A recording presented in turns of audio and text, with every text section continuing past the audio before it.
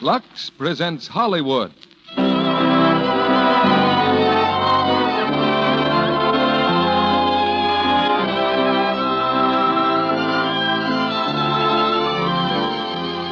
Lux Radio Theatre brings you Don Ameche and Maureen O'Hara in Heaven Can Wait. Ladies and gentlemen, your producer, Mr. Cecil B. DeMille.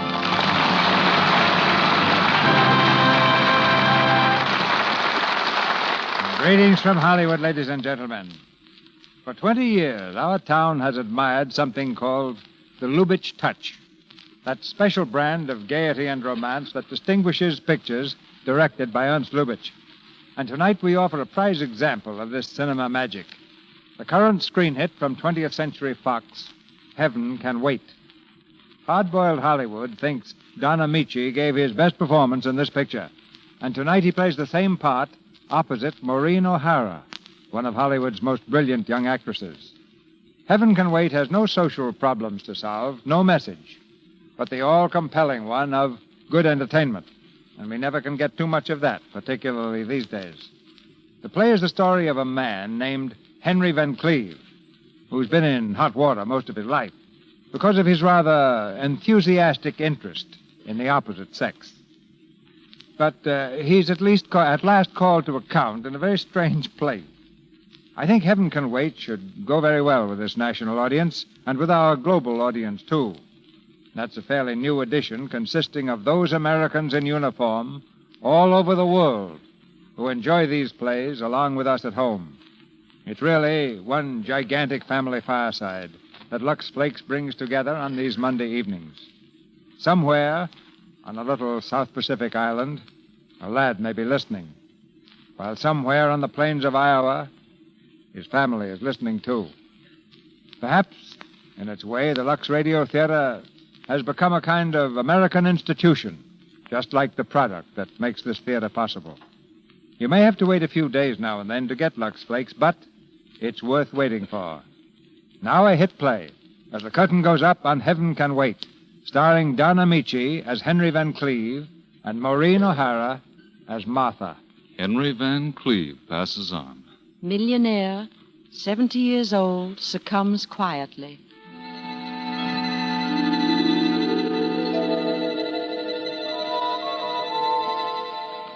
When Henry Van Cleve died, he realized it was very unlikely that his next stop could be heaven. So with dignity and gentle humility, he presented himself at the place where people had so often told him to go, Hades. Now he stands in the outer office of the head man of the region, known to his devilish associates as His Excellency. At last, an attendant whispers in Henry's ear, and he's ushered into an elegantly furnished office where, behind a huge desk, sits an elegantly dressed gentleman, His Excellency, the Devil. Ah, how do you do, Mr. Van Cleve? Come in, please. Good afternoon, Your Excellency. It's very kind of you to receive me. Not at all. Sit down. Thank you. I hope you'll forgive my keeping you waiting, but we're very busy, really. Sometimes it looks as if the whole world is coming down here. Frankly, I haven't had an opportunity to familiarize myself with your case. When did it happen, Mr. Van Cleve? Tuesday. To be exact, I died at 9:36 in the evening. I trust you didn't suffer much? Oh, no, not in the least. I had finished my dinner. A good one, I hope. Oh, excellent. I ate everything the doctor forbade. And then, well, to make a long story short, I fell asleep without realizing it. And when I woke up, all my relatives were there speaking in low tones, saying nothing but the kindest things about me. Then I knew I was dead. I hope your funeral was satisfactory. Well, there was a lot of crying, so I believe everybody had a good time. It would have been an ideal funeral if Mrs. Cooper, a coloratura, hadn't volunteered to sing The End of a Perfect Day. Mr. Van Cleve, I can see you have a sensitive, cultivated ear. Oh, thank you. And let me warn you, the music down here is anything but pleasant. Beethoven, Brahms, Mozart, you hear them only above. I know. It won't be easy never to hear the old masters again. And there are several people up there I would love to see, particularly one. A very dear one. But I haven't a chance. Have you tried? No, Your Excellency. I know the life I lived. I know where I belong. I'd like to get it over as quickly as possible. Very well. If you meet our requirements, we'll be only too glad to accommodate you. Would you be kind enough to mention, for instance, some outstanding crime you've committed? Crime? Crime? Well, I'm afraid I can't think of any, but I can safely say my whole life has been one continuous misdemeanor. Well, get on with it, but make it as brief as possible, please. Well, perhaps the best way to tell you the story of my life is to tell you about the women in my life. Ah, you begin to interest me. Well, let's start with the first woman, my mother. A lovely lady, but prejudiced. I was bald, and I looked like a boiled lobster, but she thought I was wonderful. She was the first woman I ever fooled. And then there was my grandmother. She was just as prejudiced as my mother. Mother, precious little baby. Oh, the little darling. Here, let me hold him a minute. Oh, please, Mother Van Cleve. Let the baby rest. Oh, you're just jealous, Bertha. Give him to me. I can't stand this any longer. I'm going to talk to Randolph about this. Yes, Randolph. First you take my son away, and now you want to alienate my grandchild. You see, I was only 10 days old, and already women were fighting for me. What a way to start a man on the road of life. Go on. My next lesson came from Miss Chivers. Miss Chivers was my teacher. I was always late or absent, so one day I brought a note. My dear Miss Chivers, my dear little Henry was very sick, so please excuse and don't wallop him. Signed, Henry's father. Henry, did your father write this? Well? Oh, I knew I wouldn't get away with it. Shall I get the ruler, Miss Chivers? Oh, no, never mind. But don't let it happen again, dear. Oh, thank you, Miss Chivers. That made me realize women love men who smile sweetly and say, I did it. Very true, very true. And then there was little Mary. She was 9, just my age.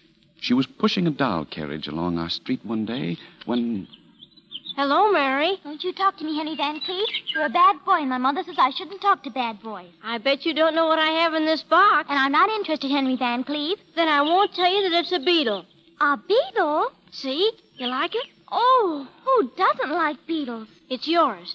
Oh, thank you, but I wonder if I should take it. Oh, don't worry. I have another one. Another beetle? Uh-huh. See? Oh, it's beautiful. But it looks rather lonely. I think it wants to be together with mine. You mean you want this one, too? Henry Van Cleve, you think I'm the kind of a girl who would take away a boy's last beetle? Oh, that's all right. You can have it. Oh, thank you, Henry. Now, if you want to, you can walk with me to the corner. From that moment on, one thing was clear to me. If you want to win a girl, you have to have lots of beetles. Oh, yes. Well, then there was the matter of the French governess we had. I was 14 years old then. I borrowed my father's dress suit and $20, and we went to Delmonico's for dinner. You and the governess? Yes. You were 14 at the time? Yes. Think of that. Did you enjoy yourself? Oh, very much. Good. Up to a certain point, anyway. I drank too much champagne, and then my family found out about it. Oh, how? My cousin, Albert Van Cleve, told them. Go on. Well, I suppose the first really important incident was the morning of my 26th birthday. That was back in 1899. There was a big family conference that morning. My mother, my father, and my grandfather. It was about me, of course. Oh, that boy, where is he? Why didn't he come home last night? Now, Bertha, I'd like to give you some consolation, but all I can say is, chin up. Randolph, where does the boy get it from? Our own son. I give up, Bertha. I never gambled in my life, and I never knew what a musical comedy girl looked like. Why, to this day, I wouldn't know how to find the stage entrance to a theater. It's always around the back, Randolph. It has a sign over the door. You can't miss it. Father, please, I'm not interested. Too bad. Oh, where does the boy get it from? Father built up the Van Cleve Importing Company from nothing. When Father stopped, I carried on. Dad, you must admit that from the day I left Harvard, I earned every dollar I ever spent. Then why do you give Henry money without making him work for it? Why, I had to save the family name. But what about you, handing him hundreds of dollars? If I had ever come to you for money, would you have given it to me? No. But you give it to him. Why? Because I like him. Father, does that mean by chance that you didn't like me? Son, I love you. Now shut up and leave me alone. Good morning, Grandfather. Good morning, Albert. Good morning, Uncle Randolph and Bertha. Good morning, Albert. Albert? Well, I just came in to bring a little birthday remembrance for Henry. Anything wrong? Isn't he home? Well, it's 11 o'clock Sunday morning, and if I know my cousin Henry, he's probably still in church. I mean that humorously. Albert, I'm struggling successfully against the gout, and I'm waging a terrific battle with my liver. But I doubt if I have the strength to survive your jokes. You're a successful lawyer. Let it go at that. I love you, Albert. I beg your pardon. Oh, Albert, it was sweet of you to drop in so early. I hope Henry will be here tonight to thank you. I hope so, too. Otherwise, I'd be in the most embarrassing position so far as my future in-laws are concerned. Oh, we're so eager to meet your fiancée. How does she like New York? Well, she's only been here for 2 days, and naturally the impression is overwhelming. And her parents, Albert, how are they? Oh, yes, and how does the big butcher from the wide-open spaces like New York? Father, please. Grandfather, you don't seem to have any idea of the importance of Mr. Strable. Why, he's one of the great meat packers of our time. He created the most famous character in American advertising, Mabel the cow. You've seen her on billboards, Father. The big happy cow smiling at you over the fence and saying in big letters, how does it go?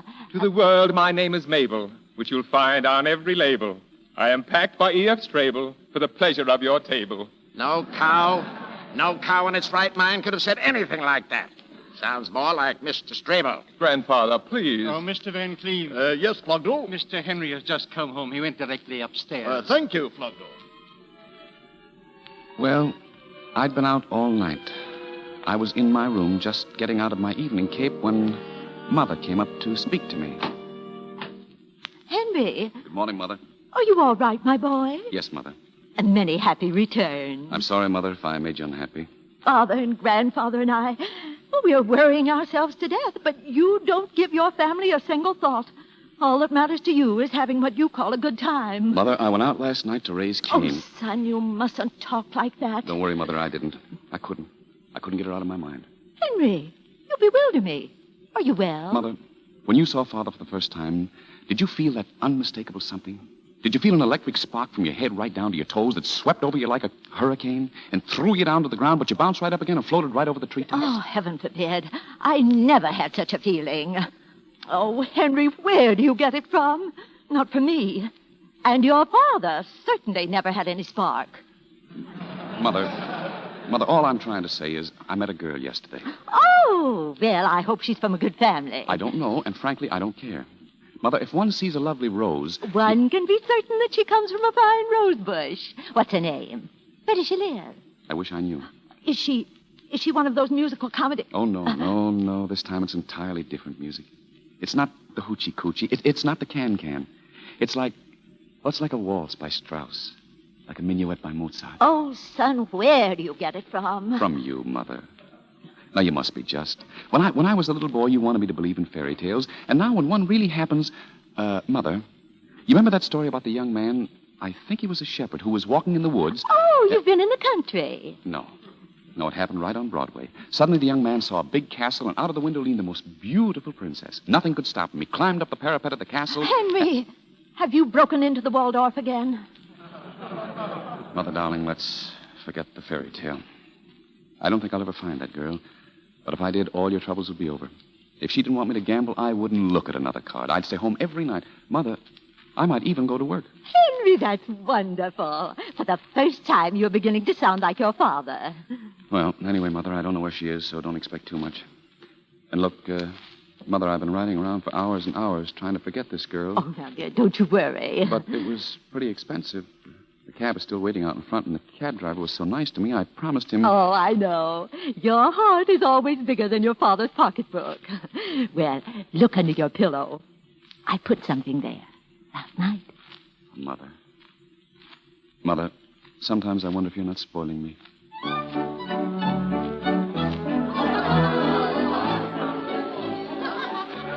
There was a big crowd at the house that night. All the Van Cleves in New York turned out to meet Albert's fiancée, Martha Strable. When Albert brought them in, 100 pair of eyes turned to the door and 100 tongues stopped wagging. Dear, dear family, it is my privilege and honor to present Mr. and Mrs. E.F. Strable. And last but not least, well, here she is, my fiancée, Martha. How do you do, madam? How do you do? Grandfather, Mother Strable. Welcome, Mrs. Strable. Did you bring Mabel? Grandfather. We're pretty proud of Mabel, Mr. Van Cleve. Naturally. And you, Mr. Strable, welcome to our family. Mr. Van Cleve, we people from the West don't talk much, but when we say something, we mean it. Thank you. Thank you for giving me the chance to meet the man who feeds the nation. May you lie as solidly anchored in our hearts as you do in our stomachs. Grandfather, this is Martha. So, this is Martha. Well, Martha. How do you do, Mr. Van Cleve? Grandpa. Yes, Grandpa. If I were about 50 years younger, I'd take you right away from this splendid young man you're going to marry. Kiss your grandpa. Dinner is served. Oh, where's Henry? Oh, here he comes. Henry, come here. Yes? Martha, dear, I want you to meet Henry Van Cleve, my cousin. How do you... Oh, Miss Strable. We're celebrating Henry's birthday, Martha, dear. Oh, many happy returns, Mr. Van Cleve. Cousin Henry. Cousin Henry. Thank you, Cousin Martha. Well, Henry, here she is. Now I've done my duty. It'll be your turn next, Henry. That's most unlikely. Oh, nonsense. All you need to do is to find the right girl. It's difficult, Albert. I'm afraid I'll never have your luck. Yes, no question about it. I'm lucky. Oh, where's Father Strable? Father Strable? Father Strable? Don't be afraid, Cousin Martha. I should have told Albert. It would have been the thing to do. It shall remain our secret. I promise. Oh, thank you.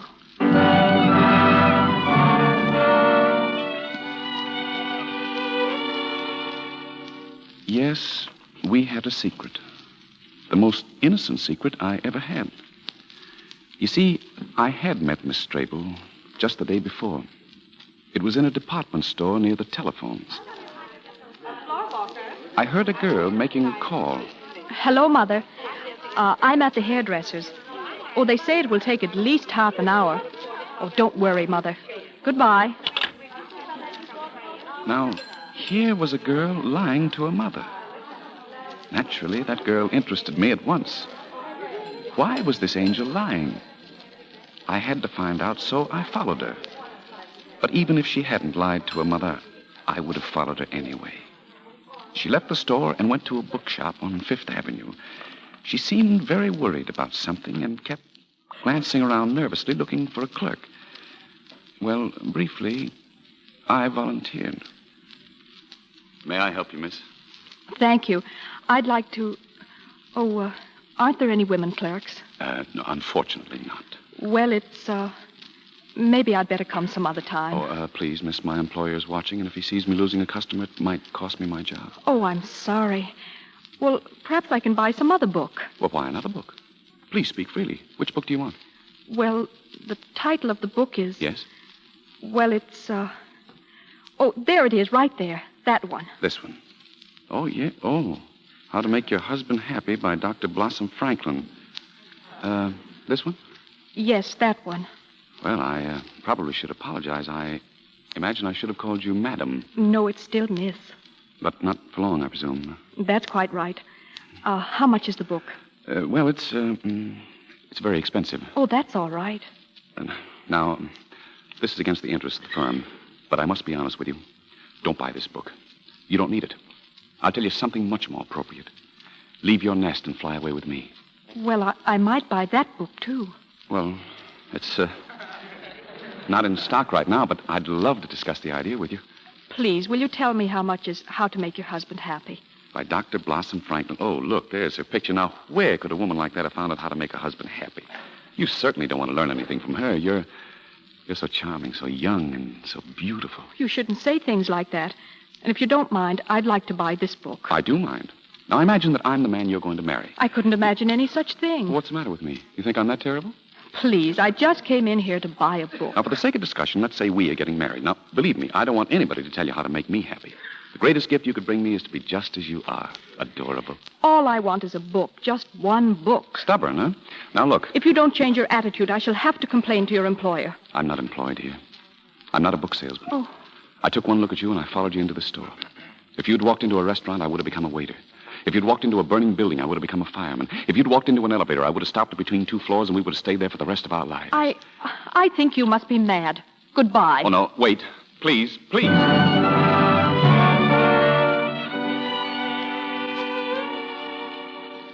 Well, that was our secret. Martha Strable was the princess I had met. And now she was going to marry Albert. That night, Mrs. Cooper entertained at the party. I call it entertainment. She was singing.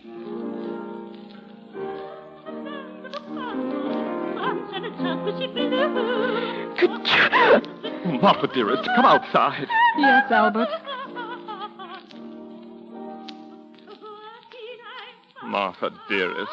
I'm terribly sorry, Albert. Dearest, you don't seem to realize who is singing. I know. Mrs. Cooper, one of your most important clients. But, Albert, what could I do? I had to sneeze. But you did it right in the middle of her aria, and 5 times. But I had to sneeze 5 times. Dearest, do you think you may have to sneeze again? Well, I don't know. I can't guarantee it. Well, then, let's not take any chances. Why don't you go into the library and rest a while and see how things develop? Yes, dear. Now, run along now. I'll go back to the drawing room.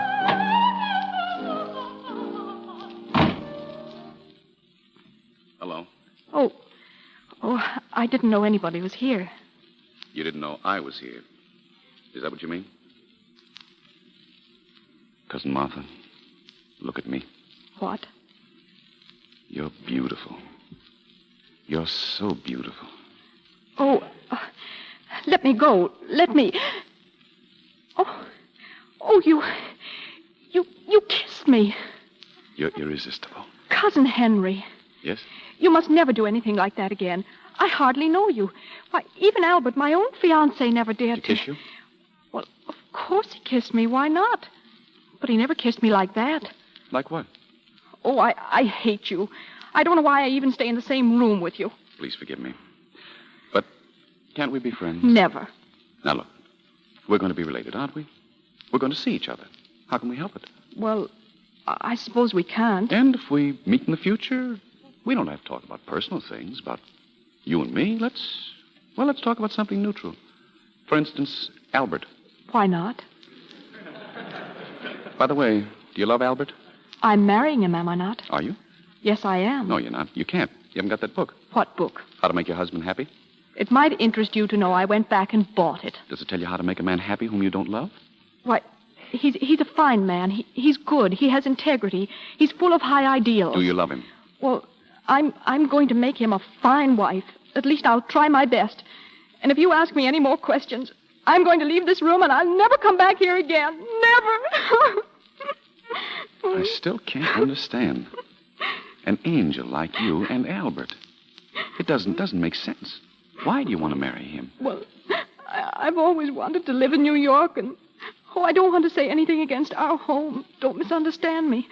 We have all the modern conveniences and luxuries, but you don't know Father and Mother. Well, I've only just met them. Well, don't you think they're sweet? Oh, yes, very sweet. Oh, yes, they are, but you see, it's not very easy living with them. You see, most of the time they don't talk to each other, and whenever a young man, and they wear some very nice ones. Well, I'm sure of it. Well, if one asked for my hand and my mother said yes, my father said no, and if my father said yes, my mother said no.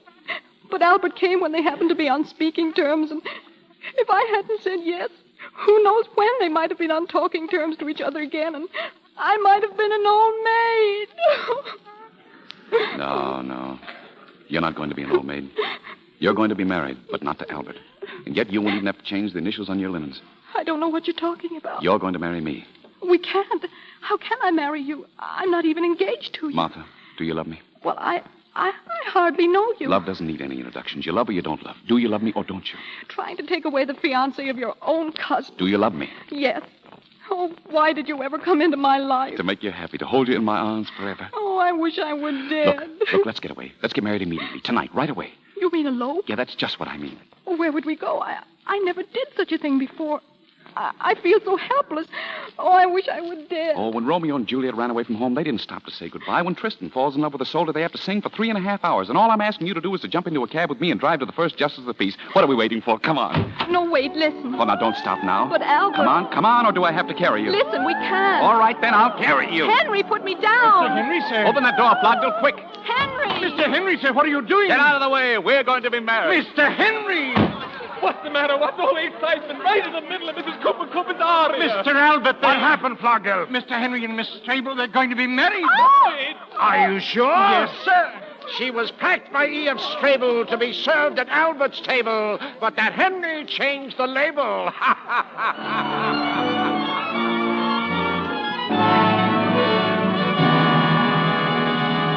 Mr. DeMille presents Act Two of Heaven Can Wait, starring Don Ameche and Maureen O'Hara, in just a moment.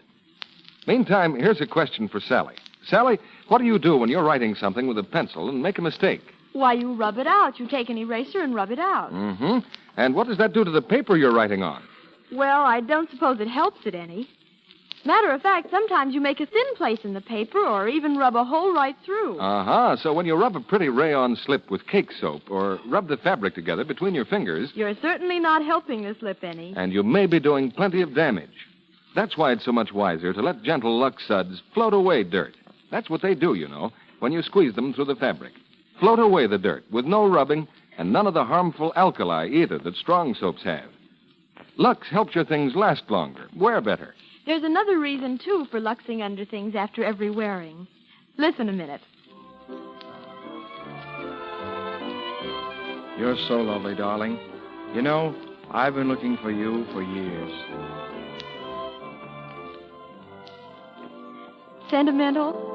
Well, maybe. But what girl doesn't hope for words like that?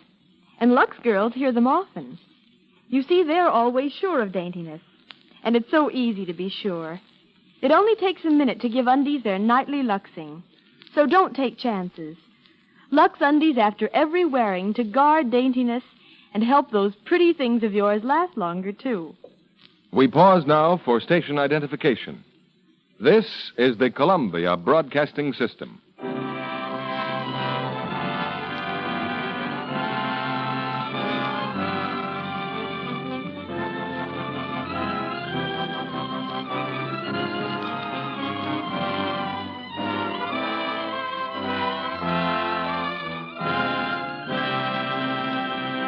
Act Two of Heaven Can Wait, starring Don Ameche as Henry and Maureen O'Hara as Martha.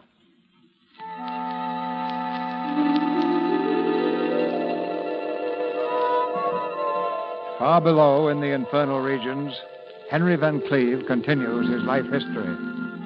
There's a suspicion of brimstone in the air as the old man talks to His Excellency, the devil. And so, we got married. You stole Martha away from Albert, huh? Yes, Your Excellency. Well, so far, I'd say that... Well, let's hear the rest of it. Well, in the next 10 years, old houses were torn down and new houses rose taller and taller. But our marriage lasted just like our 4-story brownstone house. One morning, a few days before our 10th anniversary, I was coming down the stairs for breakfast. My son, Jackie, was bouncing a ball. Jackie, now stop that. Good morning, Daddy. Good morning, Jackie. Now, you know very well you're not supposed to bounce that ball until your mother is up. Oh, I'm sorry, Daddy. I've told you this many times, son. And I'm always sorry. Daddy, I'd bet you'd like to know what I'm going to give you for your birthday. Yes, I'm dying to know. It's something to wear. Well, now, let me see. Is it a tie? Oh, I'm not telling. But I'll give you a hint. It has 22 colors in it. Well, no tie has that many colors, so it can't be a tie. It can't be, huh? Daddy, how old are you going to be? 36. That's pretty old, isn't it? Well, I never thought about it, but yes, I guess it is. Daddy, when you were as old as me, what kind of a kid were you? Well, I was pretty obedient. When my parents said go to bed, I never argued about it. I did all my schoolwork. I brushed my teeth every morning, and I never sneaked into the kitchen and stuffed the turkey with my father's old Panama hat. Gee, Daddy, I guess you were a wonderful boy. Well, I suppose I was. Then Grandpa must be a terrible liar. Well, goodbye, Daddy. Goodbye, Jackie. Where does he get it from? Good morning, Henry. Morning, Mother. Sit down while your breakfast is still hot. Morning, Grandfather. How are you feeling? That's fine. Look, Mother, this is a bracelet I bought yesterday. You think Martha will like it? Oh, it's beautiful. Well, after 10 years with me, I think she's entitled to it. Yes. Oh, if your father could only be here, Henry, to see you settle down. A fine husband, a good father, and a wonderful son. Well, it's Martha and only Martha. You know, I'm the luckiest man in the world. Oh, by the way, isn't she coming down for breakfast? I didn't go into her room. She's probably tired. Mr. Van Cleve, sir, this telegram came for you. Thank you, Plugdale. What is it, Henry? Anything serious? No, nothing. I think I'll go upstairs and see if Martha's still asleep.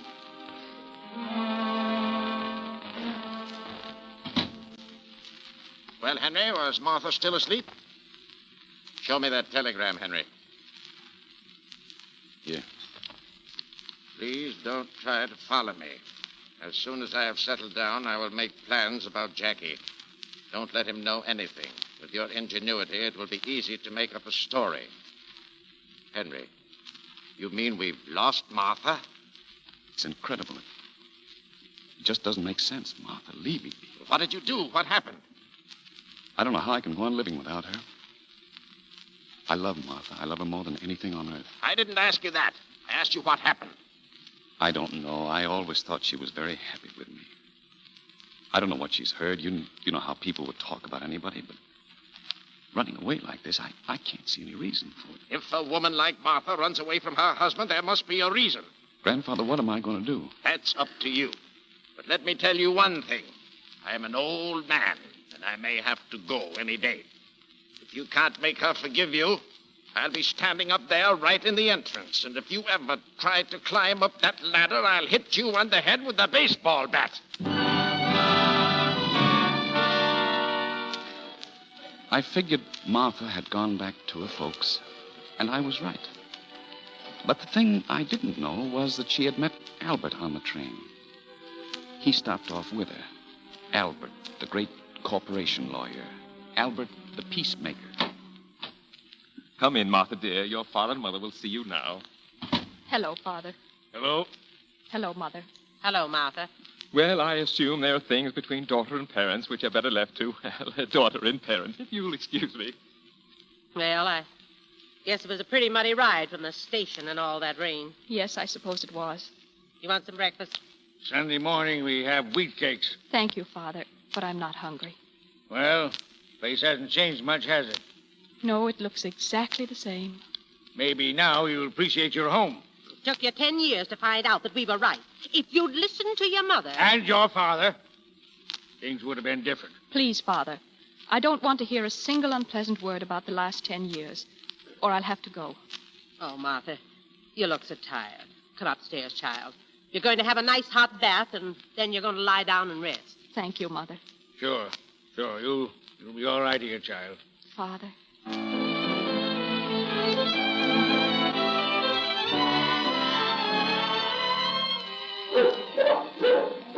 Jasper, what's all that noise about? Jasper! Will you stop yelling? I'm trying to read. Jasper! Yes, sir, yes, sir, yes, sir. I just talked to Mr. Chuck, sir. He says somebody saw a couple of prowlers somewhere on the grounds. They may be some of them horse thieves. Well, tell Chuck to keep after him. Yes, sir. And if necessary, shoot him. Yes. Excuse me, Father, but if you don't mind, I think I'll go upstairs. I'm pretty tired. Good night. Sure. Good night, Mother. Good night, dear. Breakfast at 7:30. Yes, Mother. Oh, Martha. Yes, Albert? Martha, I want you to have a restful night. And why not? Your troubles are actually over. You paid for your mistakes and paid dearly. Albert, I don't want anybody to get the impression that I'm a victim of 10 years of misery. Nothing of the kind. There were moments in my marriage which very few women have been lucky enough to experience. There were times when you were lifted way up to the sky? Yes, way up. Only to be dropped way down afterwards. That's not the purpose of marriage. Marriage is a peaceful, well-balanced adjustment of two right-thinking people. I'm afraid that's only too true. Good night, Albert. And Martha, there's one other thought I want you to sleep with. My feelings for you have remained unchanged. That's very kind of you. Naturally, I'm not the flashy type like some people, and I would say I'm rather on the conservative side. And if I were, for instance, a suit of clothes, you'd not call me a stylish cut, and I prefer it that way. But I can safely say that I'm made of solid material. I'm sewed together carefully, and my lining is good. Frankly, I believe I wear well. I'm not too hot in the summer, and I give protection in the winter. Need I say more? No, Albert. You gave a complete and accurate description of yourself. Good night. Thank you, Martha. Miss Martha, excuse me, please, ma'am, but that horse thief we was looking for... Oh, yes. Did you catch him, my Jasper? Yes, ma'am. He's right in your room, waiting for you. In my room, you mean? Oh. Yes, ma'am. That's him. Martha? Henry, you... Oh, Martha, darling, sweetheart. How could you do this to me? Don't you realize what I went through running away like that without a word? Can't you imagine what I suffered? Oh, Martha, Martha. Henry, it won't work anymore. What's Albert doing here? Albert? Yes, Jasper told me. What's he doing here? Well, I just met him by accident on the train. Accident? You expect me to believe that? Here I am looking all over the world for my wife, going insane with despair. And where do I find her? 2,000 miles away with another man. I just don't see how I can stand anymore. Henry, it won't work. I know your every move. I know your outraged indignation. I know the poor, weeping little boy. I know the strong, silent man. The wounded lion who is too proud to explain what happened in the jungle last night. Oh, so I'm a fake. I'm false. I'm cheap. Henry, please. I know I brought you nothing but unhappiness. You know that's not true. Oh, so we did have some good times together. Some wonderful times. Well, then what do you want? What did I do? Even a murderer has the right to defend himself. You can't hang a man without evidence. I know. If I only knew what particular thing is in your mind. Have you seen Aunt Minetta recently? Of course I have. Oh, well, now everything is clear. Now, let me tell you, when she saw me, yes, I was having tea at the plaza, and at the table with me was a very handsome young woman, but believe me, there was nothing to it. I would have come to you and told you myself, but I You just... didn't want to make me uncomfortable even for 1 second. That's exactly right, darling. It won't work, Henry. And besides, Aunt Minetta hasn't said one word about you. Oh. All right. All right, I'm fighting a losing battle. I don't love you. I never loved you. I love everybody in New York more than you. There you go again. Listen. It's the 25th of October, Henry. Many happy returns. Thank you, Martha. But it's something much more important than my birthday. It's our anniversary. 10 years ago today, I was almost as much in love with you as I am right now. It's very difficult for a woman to send her husband away on their 10th anniversary. Especially when he speaks as beautifully as you do. But I must do it. All right, darling. I know it's all over. But can't we pretend for just 1 minute? Here. This is your present. Do you like it? I'd say it cost $10,000. For that money, it's a very good purchase. Well, Martha, what makes you talk like that? If you'd only forgotten to give me this bracelet, I probably would have been foolish enough to be in your arms right now. You've no idea what a mistake you made. The magician played one trick too many. You see, the other day I was having a new photograph made of Jackie and me, and I wanted to have it the right size to fit into your wallet. So I slipped into your room. This is what fell out of your wallet. It's a bill from the jeweler's. September the 30th, one bracelet delivered, $500. October the 21st, one bracelet delivered, $10,000. Well, Martha... I don't remember having received any bracelet from you on or about September the 30th. Oh, so that's what it's all about, huh? To think that you had to go through all this only because the jeweler made a mistake. And that's what the whole thing is all about. It's a mistake. I never bought this $500 bracelet. Has the jeweler ever made a mistake on any of our bills before? Oh, so you don't believe me. It's easier for you to believe that I lied than that the jeweler made a mistake. Oh, darling. Henry, darling. This may surprise you, but I just don't believe a word you're saying. I don't believe it either. Grandpa. Martha, darling. Now, come on, let's get started. Let's pack. What do you mean? Well, naturally, you're going back with us to New York. Henry, what are you standing there for? Come on, sweep her off her feet, otherwise we'll miss the next train. Where's your bag, Martha? If I can't make her happy, then I don't want her to come back. That's better. No, I mean it serious. That's why it's good. I'll pack for you, Martha. Martha, let's face it. You want a divorce? I see no other way. What about Jackie? Naturally, I want him. Yes, I think you're right. The boy should get away from me. Oh, I didn't mean it that way. But I did. You want him to turn into another Henry Van Cleve? Where are the rest of your things, Martha? In the closet, but... Fine. For instance, do you know what our little Jackie did the other day? What? Bought ice cream for a little girl? What's wrong about that? I think it's charming. But the girl he bought the ice cream for was not the girl he should have bought it for. The little devil. And when the one little girl found out that the other little girl... Well, that boy got himself into such a mess. Did he get out of it? Oh, sure. Little girl likes him better than before. Oh, what a child. But let me tell you, he is a problem. I suppose so. But when he comes and makes up his little stories, and you know that they are just little stories, but he wants you to believe them so badly that you wish you could, and finally, well, what else can you do? Yes. Oh, but I'm not talking about... I don't know. Happy anniversary. I'm still too confused. I have to collect myself. You can do it on the train. Well, what am I going to say to my parents? Send them a telegram. You mean sneak out of the house in the middle of the night? Exactly. Like thieves? Yes, like thieves. We did it once before. Why shouldn't we do it again? How many people are lucky enough to have the thrill of eloping twice in one marriage? That's it. Well, we better get started. Will you come back, Martha? Well... Of course you will. Martha, will you? Yes, Henry, of course I will. We sneaked down the stairs and out into the carriage. Old Strable saw us, though. He came flying out of the house like a tornado. Come back! Come back here! Bye, Father. Come back! And so farewell, dearie of Strable. We take Martha, you keep Mabel. Yippee!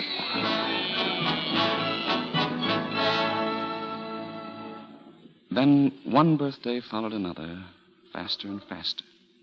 I became 45, then came 46, 47, and I stopped counting. On one of these birthdays, Martha and I went to the Follies. And at the end of the first act, we saw a very attractive girl coming down a staircase. A few weeks later, I happened to find out that her name was Peggy Nash. And I happened to hear things about her which made me very eager to meet Miss Nash. Well, sit down. How do you do, Mr. Jones? Jones was the name, wasn't it? Yes, Jones. How do you do, Miss Nash? Thank you for letting me call. Thank you for those beautiful, beautiful roses. When I saw you the other night at the Follies coming down that stairway, I said to myself... That's the girl of my dreams. Yes, that's right. You see, Miss Nash... Oh, Jonesy, the note that came with your flowers. You liked it? Who wouldn't? That note was so full of charm. It was so sweet. It had all the quaintness of bygone days. Really? Yes. You know, men don't write that way anymore. Oh, why are there so few of you left? Well, to tell you the truth, Miss Nash, I didn't exactly come up here to be admired as a museum piece. Oh, now, Jonesy, don't be touchy. Anyway, Miss Nash... Peggy. Anyway, Peggy, I'm sure it's a waste of time to talk about the past when the present can be so lovely that one anticipates a most delightful future. Oh, Jonesy, it all sounds so wonderful. But, oh, dear. But what?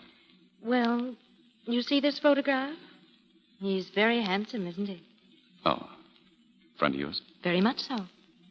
Serious? I'm afraid it is. Is there anything I could do to make you forget this young man? Jonesy, you're asking a lot. Would it be indiscreet to ask who he is? Oh, now, come on, Mr. Van Cleve. Don't you know your own son?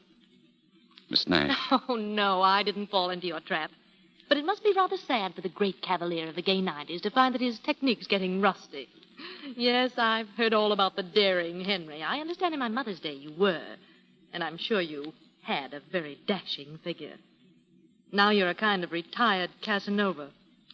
Well, it's always the same with men when they retire.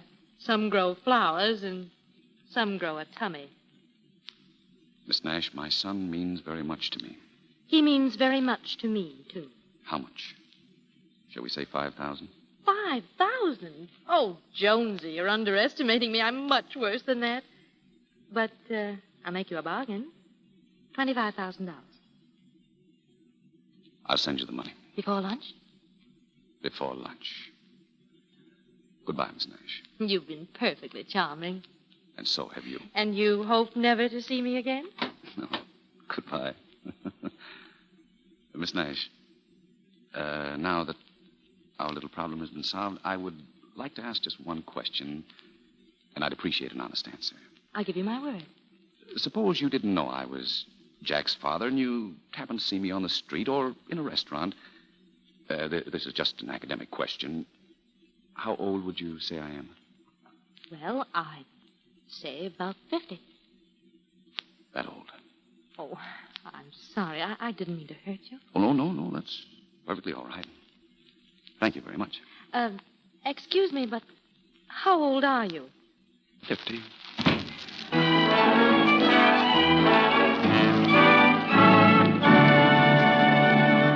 After a brief intermission, Mr. DeMille returns with Don Ameche and Maureen O'Hara for the third act of Heaven Can Wait.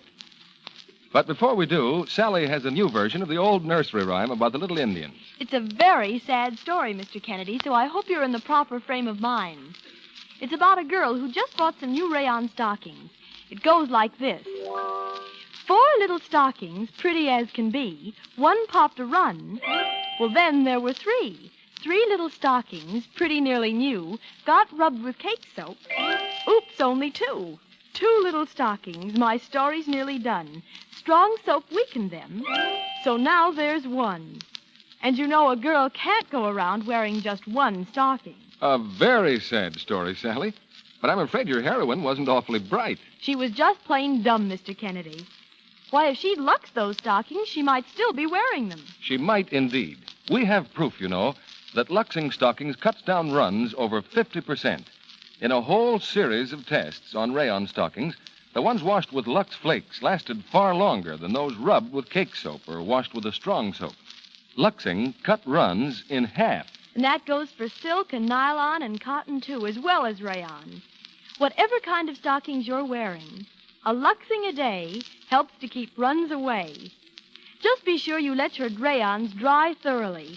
They need from 24 to 48 hours to get dry all the way through. And be sure you get Lux Flakes. If your dealer is out of Lux when you ask for it, he'll have more soon. So ask him again in a day or two. Now, our producer, Mr. DeMille. After the play, we have an appointment with 2 very charming people, our stars. But now the curtain rises on the third act of Heaven Can Wait, starring Don Ameche and Maureen O'Hara.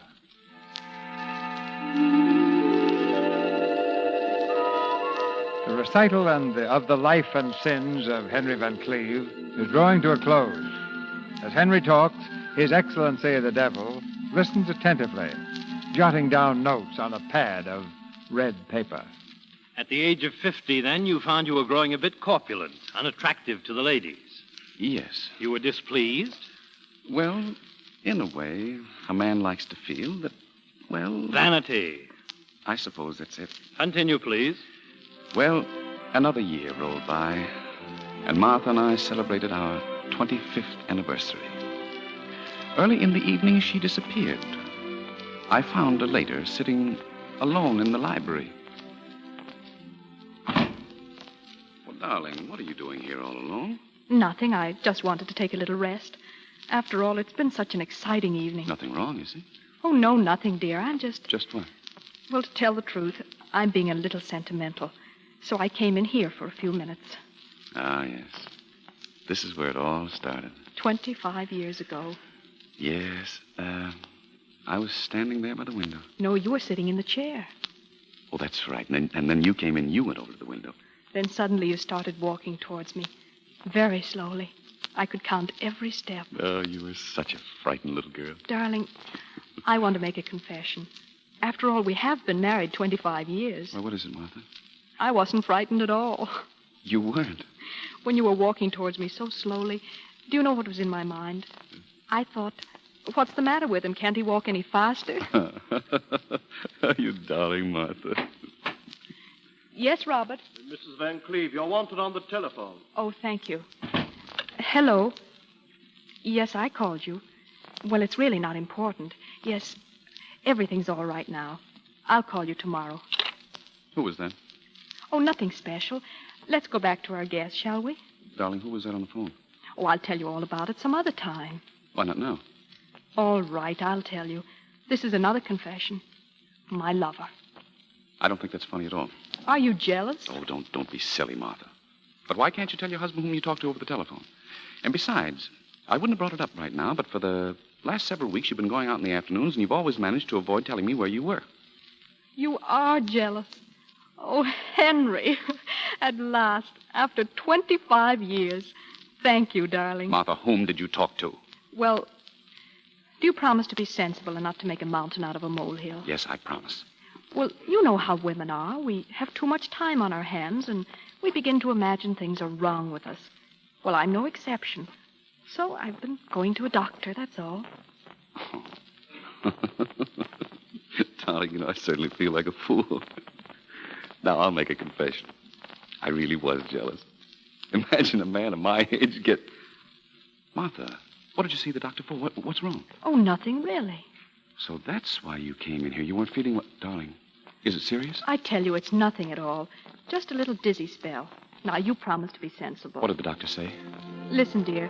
If I take 5 drops 3 times a day, and if you don't worry too much about me, we'll both live to celebrate our golden anniversary. Now, let's dance.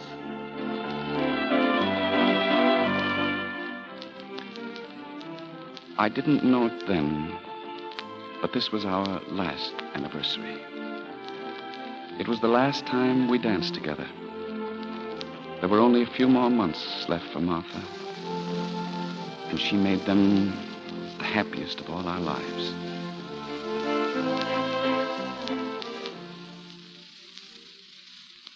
I was a lonely man after Martha died. I kept searching for something in life and never finding it. Perhaps it was my youth I was looking for. Perhaps it was Martha.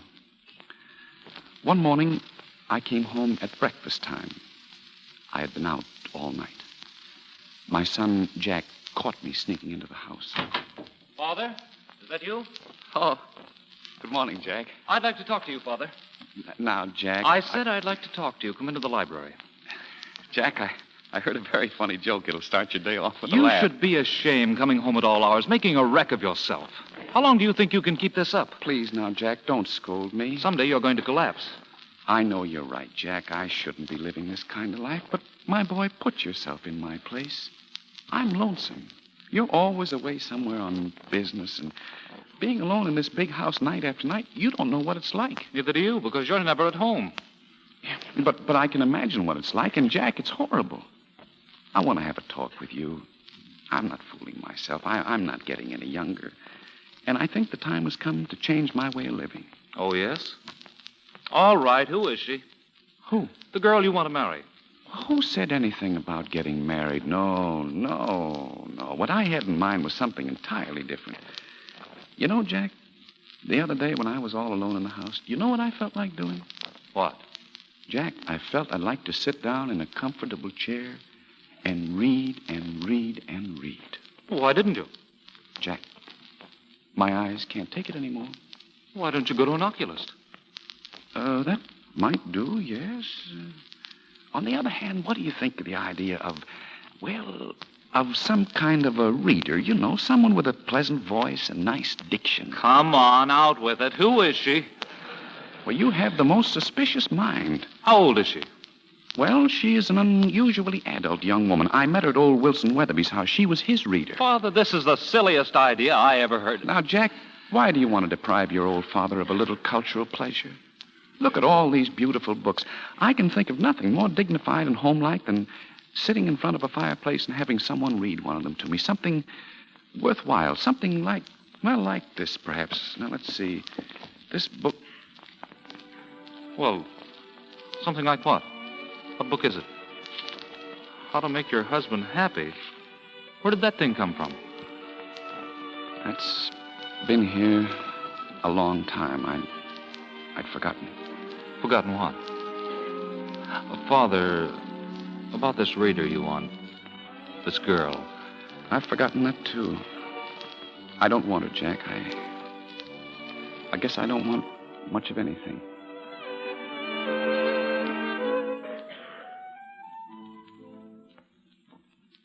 As a man grows older, his medicine cabinet grows bigger. At the age of 70, my medicine bottles filled 6 shelves. The night I died, I'd eaten everything the doctor said I shouldn't. When I woke up, there was a nurse sitting beside me. A nurse. She was a vision. I opened my eyes, and there she was. Nellie Brown, registered nurse. Your Excellency, one look at her, and it didn't matter whether she was registered or not. And then Nellie took out a thermometer, and she said, "Open your mouth." Well, who wouldn't for Nellie? Then she put the thermometer in my mouth, and my temperature went up to 110. Who could ask for a more beautiful death? Well, Your Excellency, that's the story of my life. And now I'd be grateful if you'd ring for the elevator and send me down where I belong. No, definitely no. Sorry, Mr. Van Cleve, but we don't cater to your class of people. Please make your reservation somewhere else. Somewhere else? But, Your Excellency, if I walk into the lobby of the other place... You mean above? Yes, I know what will happen. The man behind the desk will say, "Can't you read the sign? Clientele restricted." Well, you never can tell. Sometimes they have a small room vacant in the annex. Not exactly on the sunny side, not so very comfortable. The bed may be hard, and you might have to wait a few hundred years till they move you into the main building. Oh, I don't think they'll even let me register. Well, it doesn't hurt to try. After all, they may inquire about you among the residents in the main building, and I think you'll find a lot of people who'll give you a good reference. That always helps. For instance, grandfather. Oh, yes, grandfather. Don't you think he'll be waiting for you? He might. He will, and not with a baseball bat.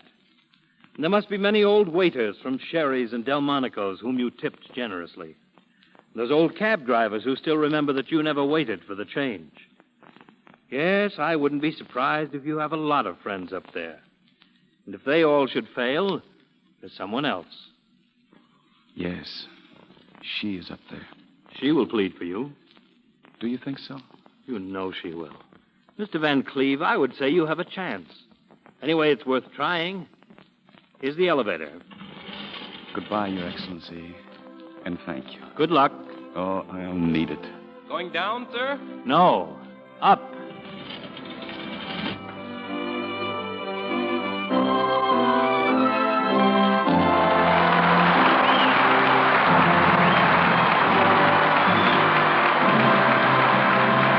Our stars will be back in a moment. You know, people have different ideas about almost everything, even washing dishes. I do my dishes once a day. Just rinse and stack them, tuck them away in the laundry tub, and then wash up the whole lot at a time. I think it's more efficient. I wouldn't think of letting dirty dishes stand around. I get them out of the way just as fast as I can after every meal. Different methods, but listen to this. I use Lux Flakes, of course. I wouldn't think of using anything else but Lux. Yes, it's Lux for dishes, whichever plan you follow. First, Lux saves your hands. If you've let strong soaps give your hands that dishpan look, change to Lux. Soon your hands will be soft and smooth again. That's been proved in many, many tests. Second, Lux does more work, does up to twice as many dishes as the same weight of well-known dishwashing soaps tested.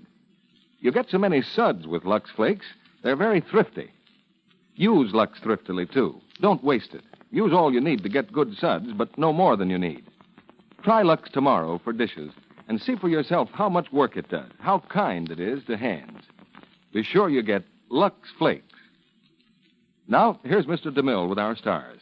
In the book that lists fine performances given at this microphone, you'll find written in large letters the names of Don Ameche and Maureen O'Hara. And here they are for a curtain call. Thank you, C.B. I have a rather important piece of news for the audience. Well, let's have it, Don. Well, in all fairness to you, Maureen, I think they should know that you're not 60 years old, as you were at one time during the play, but just 23. No.